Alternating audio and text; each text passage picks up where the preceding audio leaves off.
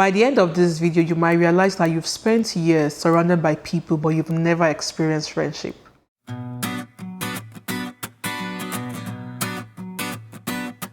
Hi lovelies, without wasting too much time, let's go into today's topic. Who is a friend? Many people do not even know who a friend is. They just know what a friend is based on the societal definition, but who is a friend? Hopefully at the end of this video, you'll be able to understand and know who a friend is and who you should call it your friend. I want you to name your best friend right now for about 2 seconds. Got it? Good. When did they last see you at your lowest and stay in the room and not make you feel small for it? Can you remember? If you are struggling to answer that, stay with me because what I'm about to say might wreck the way you see relationships moving on. We throw around the word friendship so easily. That word barely means anything these days. The mom you met at the park is your friend. Your colleague at work is your friend. That old classmate that you used to be classmates for 20 years ago, it's your friend. Even if you guys don't speak, but you just like each other's comments, they're your friend. So today, I want you to sit with yourself and ask yourself, who is a friend? Do I have a friend? By the end of this video, you might realize that you've spent years surrounded by people, but you've never experienced friendship. Who is a friend? Here is my definition. A friend is someone whose commitment to you outlasts what it costs them to keep it. Now, listen to that again. I didn't say someone that you like. I didn't say someone that likes you. I mean someone whose loyalty to you does not have a price tag. Whose loyalty to you does not disappear when it's expensive, when it's uncomfortable, when it's challenging, when it's difficult. Apart from you identifying who a friend is, this is also an opportunity for you to self-reflect. Are you a friend? By that definition, most relationships we call friendships, they are not friendships. They are just arrangements. Society has sold us 3 counterfeits and presented it to us as a real thing. The first counterfeit is proximity. That's the friend or the person who is simply there because of distance. Say you both take your kids to the same club, your kids go to the same school, you go to the same church, you both went to the same school, you both live down the street to each other, you both go to work together. That is familiarity. Proximity creates familiarity. Familiarity feels convenient. Familiarity feels like closeness. It gives you that false sense of closeness. Now, take away that proximity. Do you still have that closeness? You see, you did not have friendship. What you just had was just geography, the same map, the same area.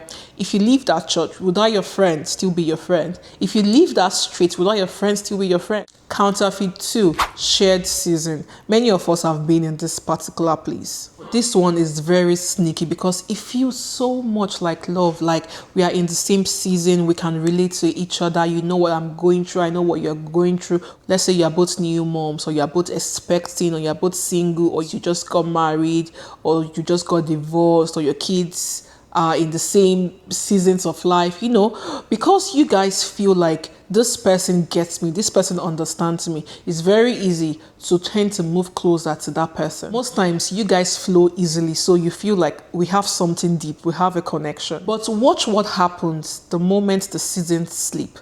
Let's say we are both postpartum and we both leave that postpartum phase and everyone gets themselves again. Or let's say you were both single and one person gets married. Or let's say you were both married and one person gets divorced. Or you were both divorced and one person gets married. Or you have a baby, your friend doesn't have a baby. You get a promotion, your friend doesn't get a promotion. Or you just both move in different directions of life. Suddenly you start to realize that there is a strain in the relationship. Suddenly, the ease between you guys starts fading off. Then you realize it. What was holding you guys together was not friendship. It was just synchronized timing. Counterfeit 3, convenience. This is someone that you enjoy their company as long as they don't cost you anything. The moment they cost you your time, your resources, your energy, you're out, baby. Now, I want you to understand something. Proximity, shared season, and convenience are not friendship. They are friendship packaging. They can contain real friendships, but they are not the substance of friendship. The truth is that most of us, we've spent our whole lives collecting the packaging of friendship and we call it the real thing. So if all these things are not the substance of friendship, so what is the substance of friendship? Let's go back to the Bible. The Bible gives us a very radical view and is much more stronger than what the society thinks it is. Before we get to the story of David and Jonathan, because that's the most popular Bible friendship duo, I want us to look at how Bible defines friendship. The Bible doesn't use that word loosely. Each time you see it, it's something really hearts touching. Like, why does the Bible describe friendship this way? Proverbs 18:24 tells us that there is a friend that sticks closer than a brother. Listen to that again. There is a friend that sticks closer than a brother. Usually in traditions, we believe that the closest person to you is your family, your brother, because you share the same blood and all of that. But what the Bible is telling us, that a friend can not only be as close as a family or as a brother to you, a friend can be closer even than a brother or a sister to you. Wow. So it is possible for a friend to actually outlove you even more than your own brother or your sister. And that brings me to one thing that I often say. I don't believe blood makes us family. No. Your loyalty, your love, your commitment, your all those things. That Proverbs 17:17 also tells us that a friend loves at all times. Wow. Let's think about this. Like, these are deep things. A friend loves at all times. So not only when it's convenient, not only when you are being annoying, not only when you are being awkward, not only when you are loving, not only when you are giving, not only when you are just whatever, a friend loves at all times. Wow. Someone watching this might have gone through a very bad friendship experience and you're thinking, me, all those things, blah, blah, blah. I can never join them to have any friend. But I want you to understand something. If you're cutting something with a knife and the knife cuts you, would you say you'll never use a knife again? No. You just be more careful next time and you get a better knife. We were not made to do life alone. So saying things like, I don't keep friendships, I don't do friendships, it's not the flex you think it is. In the book of Ecclesiastes 4:9-10, it tells us that for two are better than one. For if one falls, the other will pick the other one up. But woe unto him who is alone, because when he falls, who will pick him up? The Bible has let us know the fact that real friendship is meant to outlast even blood ties. Real friendship is not convenient. We are also supposed to act as a genuine safety net when the other falls. Like, that's the bar, nothing else. What better duo to explain this than David and Jonathan? I love these people, like their friendship goes. Now, let's talk about the real test of friendship. How do you know if what you have at the moment is friendship or it's just convenience or even association? Two ways: conflict and contrast. Real friendship isn't proven when you are both flowing in the same direction. It is proven when both of you are disagreeing, when both of you are sticking up for each other, even when you don't feel like. Real friendship is proven when there is nothing easy left connecting you two except the commitment you have to each other. If friendship dissolves the moment there is conflict, there is disagreement, there is, say, change in individual priorities of life, say life season, goals and all of this. Was that even friendship to start with? If your friendship disappears or dissolves the moment both of you go through a difficult time or conflict or all those things, that's how you know what you had was never friendship. It was just proximity wearing friendship's clothes. Spiritually, friendships are meant to survive contrast. It is built to survive different seasons in life, different callings, different phases. That's what we see in David and Jonathan. Now, Jonathan being the king's son, by every means possible, he and David were not on the same level. They were not in the same class. Jonathan had every reason to dislike David, to look down on David, to whatever to David. But the Bible says he loved David. They loved each other. Their souls were entwined. They loved each other. 1 Samuel 18:1 tells us something incredible. It says, and the soul of Jonathan was knit to the soul of David, and Jonathan loved him as his own soul. Hey God, though, friendship goals. See, friendship goals. Do you get? He said knit. For example, look at the pattern of this.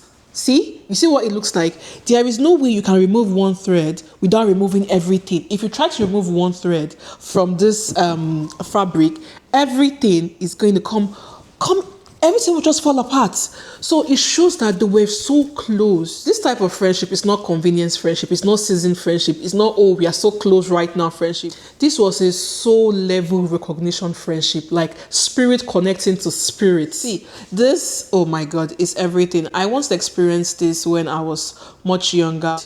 Unfortunately, she passed on, God rest her soul. I tell you what, that friendship is a once in a lifetime kind of friendship. Everyone deserves to experience it. It's even what makes it even more beautiful. Jonathan had every reason to resent David, but no.